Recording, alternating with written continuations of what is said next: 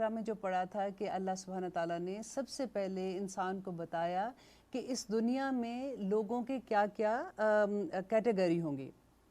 جیسے سب سے پہلے اللہ سبحانہ تعالیٰ نے متقی لوگوں کا تعارف کرایا کہ وہ لوگ ہیں جو پھر 5 آیات ان کی تھیں کہ ایسے لوگ جو ہوں گے وہ انشاءاللہ کامیاب ہو جائیں گے.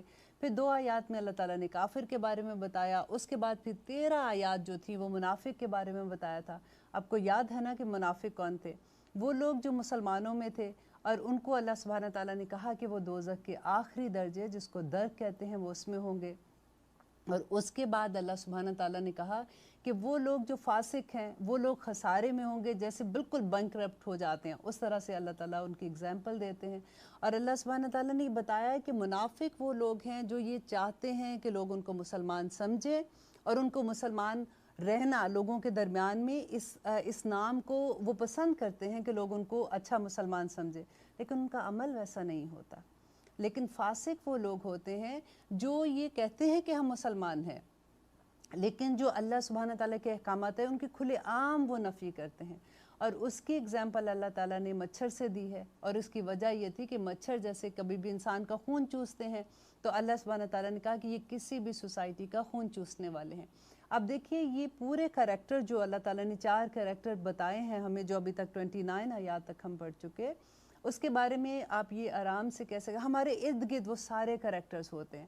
لیکن اللہ سبحانہ تعالیٰ نے ہمیں اس لیے بتایا کہ ہم یہ دیکھ سکیں کہ ان میں سے کون سی چیز ہمارے اندر ہے تاکہ ہم اس کو اپنے اندر سے نکال کے ہم متقیوں کے لیول پہ پہنچ جائیں. الحمدللہ آج ہم جو پڑھ رہے ہیں، آج ہم لوگ جس کے بارے میں پڑھیں گے اس کا بھی میں آپ کو تھوڑا سا پہلے سے تھوڑی سی سٹوری کی طرح بتاتی ہوں تاکہ آپ کو یاد رہے کہ یہاں پہ اللہ سبحانہ تعالیٰ ہمیں یہ بتا رہے ہیں کہ آدم علیہ السلام کو کیسے بنایا تھا.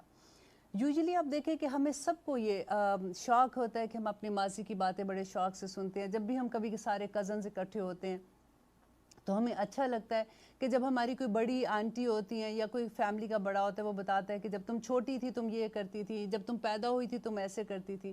تو بالکل اسی طرح سے اللہ سبحانہ تعالیٰ ہمیں بتا رہے ہیں کہ انسان تجھے میں نے کیسے پیدا کیا، تیری تو جگہ دیکھ اپنی، تو اپنی عزت دیکھ کہ تجھے میں نے فرشتوں نے تجھے سجدہ کیا، تمہارا اتنا، تم کسی ڈارون کی تھیوری نہیں ہو، تم کسی بندر کی اولاد نہیں ہو کہ تم یہ سوچو. دیکھیں ڈارون کی تھیوری میں کیا تھا کہ اس میں اگر ہم لوگ یہ سوچتے کہ انسان جو ہے وہ بندروں سے پیدا ہوا ہے یا ان کی نسل آگے آگے بہتر ہوتے ہوتے یہاں تک آگے سوشل اینیمل ہے. آپ نے سنی ہے نا یہ بات؟ اگر ہم یہ یقین کر لیں کہ انسان سوشل اینیمل ہے تو پھر تو ہمیں یہ ماننا پڑے گا کہ اوکے اگر جانور ہیں وہ کپڑے نہیں پورے پہنتے ان کو کوئی بات نہیں، اگر انسان بھی نہیں پہنتا تو خیر ہے. اب جانوروں میں دیکھیں کہ کسی حد تک وہ اپنے ماں باپ اپنے بچوں کا خیال رکھتے ہیں لیکن وہ اپنے ماں باپ کا خیال نہیں رکھتے. پھر ہمیں یہ بھی اوکے ہو جاتا ہے کہ ٹھیک ہے جی جانو، کیونکہ ہماری پیچھے سے خصلت ہی وہاں سے آئی ہے تو ہم ایسے کرتے ہیں. پھر وہ دیکھیے جو عورت آدمی کا ریلیشن شپ ہے جس کو اللہ سبحانہ تعالیٰ نے نکاح میں باندھ دیا، اگر وہ فری انوائرمنٹ میں ایسے سارا کچھ ہو رہا ہوتا ہے تو وہ بھی ہمارے لیے اوکے ہو جاتا ہے. تو یہ تھیوری اگر ہم اس تھیوری کو لے کے چلیں گے تو پھر ہمیں یہ سارا کچھ ماننا پڑے گا، رائٹ؟ لیکن اللہ سبحانہ تعالیٰ ہمیں بتا رہے ہیں، دیکھیں سورۃ بقرہ تو ابھی شروع ہوئی ہے، ابھی صرف ہم نے 29 آیات پڑھی ہیں. 30 آیات میں جا کے اللہ سبحانہ تعالیٰ ہمیں بتا رہے ہیں کہ انسان تیری تخلیق میں نے کیسے کی تھی. تو آئیے دیکھتے ہیں اس کے بارے میں.